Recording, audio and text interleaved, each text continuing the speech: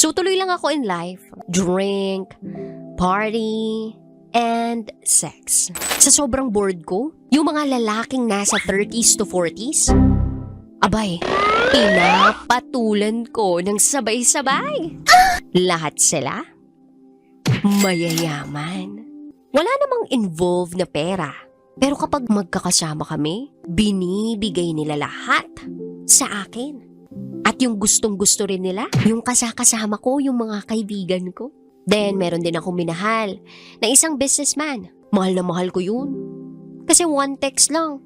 And when I say pag kailangan ko siya, kailangan ko ng pleasure, talagang dumarating siya.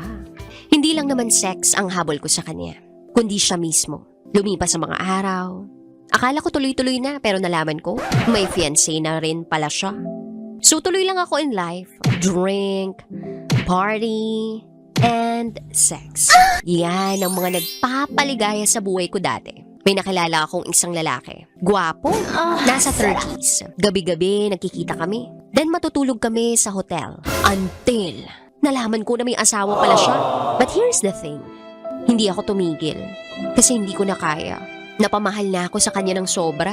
Then nagring yung cellphone niya. Tumatawag yung misis niya. Yung tono ng boses niya ang saya-saya. Lumayo muna siya sa akin. Kitang-kita ko sa mga mata niya yung saya.